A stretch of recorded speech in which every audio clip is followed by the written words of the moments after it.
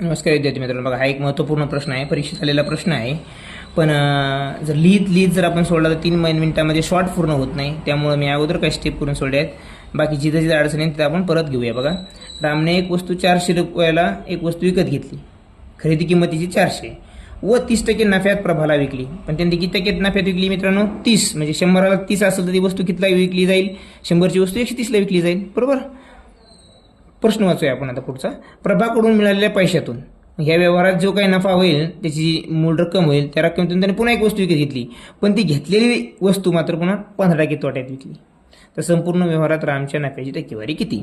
संपूर्ण व्यवहारात म्हणजे याचा बेस किती आहे मित्रांनो? 400. बरोबर. मग बघा, 100ची वस्तू होती, 130ला विकली, कारण 30% नफा आहे. मग तीच 400 रुपयाची वस्तू किती रुपये नफा, म्हणजे ती रक्कम किती रुपयाला ती वस्तू विकावी लागेल आपल्याला 30% नफ्यानं? तुम्ही असं देखील करू, 100ला 30 तर 400ला 30 चौक 120, असं देखील तुम्हाला नफा 120 मिळू शकतो आणि रक्कम पण मिळवता येऊ शकते. पण हे सोपं आहे. 130, 100ला 130 तर 400ला किती? मग 400ची जी रक्कम आहे ती वस्तू आपल्याला 520ला विकावी लागेल 30%च्या प्रॉफिटसह. बरोबर. पण या ठिकाणी काय झालं मित्रांनो, त्यांनी जी दुसरी वस्तू जी विकत घेतली ती कोणत्या पैशातून घेतलेली आहे? ह्या प्रभागून आलेल्या पैशातून. म्हणजे 520 मधून त्यांनी एक वस्तू विकत घेतली 20 रुपये देऊन. बरोबर. आणि रक्कम कोणी दिली? ती प्रभाने दिली होती. बरोबर. कारण की त्यांनी प्रभाला एक वस्तू 30% नफ्यात विकली होती. आता काय करते बघा, हे ह्या 520ला विकल्यामुळे त्याला 15% तोटा झाला. म्हणजे 15% म्हणजे काय मित्रांनो? 100ला 15 तोटा झाला. मग 100ला 15 तोटा झाला तर 100ची वस्तू 85ला द्यावी लागेल तोटा झाल्यामुळं.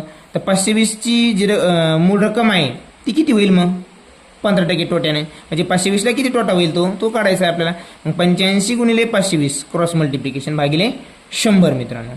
तर मग काय उरलं इथं? शून्य गटले. इथं आपण काय 85 गुणिले 52 उरलं होतं आणि खाली 10. पण आपण 10 असल्यामुळे त्याला काय केलं? 8.5 केले गुणिले 52. उत्तर येतं 442. आता ही काय मित्रांनो? 442 ही तोट्यासह विकलेली रक्कम.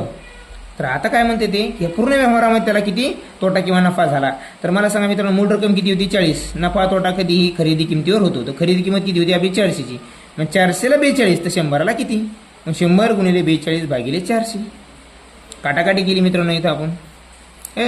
4 1 4, 4 10 40. दशांश चिन्ह इथं उरले 2 म्हणजे 20 झाले. 4 पंचे 20, 10.5.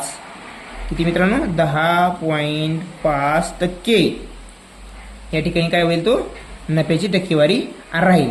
इथं मुलांची गल्लत काय होते मित्रांनो माहिती आहे का? इथं मुलं काय करतात? 520ला 42 तोटा. नाही मित्रांनो, आपलं नफा असेल किंवा तोटा असेल तर 400ला झालेला आहे. कारण मूळ रक्कम आपली 400. व्यवहार कधीही मूळ रकमेवर खरेदी किमतीवर होत असतो नफा आणि तोटा.